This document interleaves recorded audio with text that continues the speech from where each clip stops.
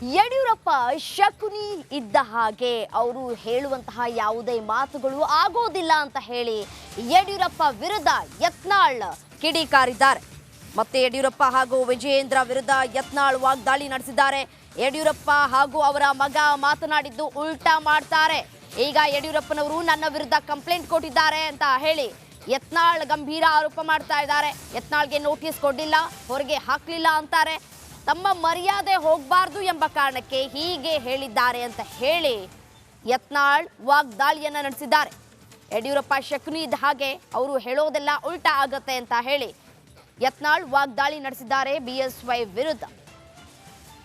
ಹೋಗಬಾರ್ದು, ಮತ್ತೆ ಯತ್ನಾಳ್ ನೋಟಿಸ್ ಕೊಡಲಿಲ್ಲ. ಅವ್ರು ಹಾಗೆ ಹೇಳ್ತಾರೆ, ಅವ್ರು ಏನು ಹೇಳ್ತಿರ್ತಾರೆ ಅದ್ರ ಉಲ್ಟಾ ನಡೆದಿರ್ತೈತೆ ಒಳಗೆ.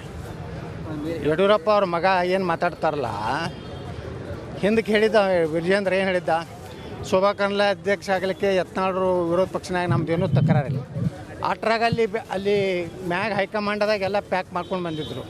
ಅದಕ್ಕೆ ಹೇಳಿಕೆ ಕೊಟ್ಟಿದ್ದು. ಇವತ್ತೇನು ಯಡಿಯೂರಪ್ಪ ನೀನು ಹೇಳ್ಯಾರಲ್ಲ, ಈ ಕಂಪ್ಲೇಂಟ್ ಕೊಟ್ಟಾರ ಅವರು ಕೊಟ್ಟಾರ, ಅವ್ರದ್ದು ಏನೂ ನಡೆಯಲಾಗೈತೆ ಅಂತ ಹೇಳಿ ಮುಂದೆ ಮರ್ಯಾದೆ ಹೋಗಬಾರ್ದು, ಮತ್ತೆ ಯತ್ನಾಳ್ ನೋಟಿಸ್ ಕೊಡಲಿಲ್ಲ, ಯತ್ನಾಳ್ ಹೊರಗೆ ಹಾಕಲಿಲ್ಲ, ನಮ್ಮ ಮರ್ಯಾದೆ ಹೋಗಬಾರ್ದು ಅಂತ ಅವರು ಇಂಥದ್ರಾಗ ಅವರು ಈ ಕಡೆ ಶಕುನಿ ಇದ್ದಂಗೆ ಅದಾರ ಅವ್ರು ಹಾಗೆ ಹೇಳ್ತಾರೆ. ಅವ್ರು ಏನು ಹೇಳ್ತಿರ್ತಾರೆ ಅದ್ರ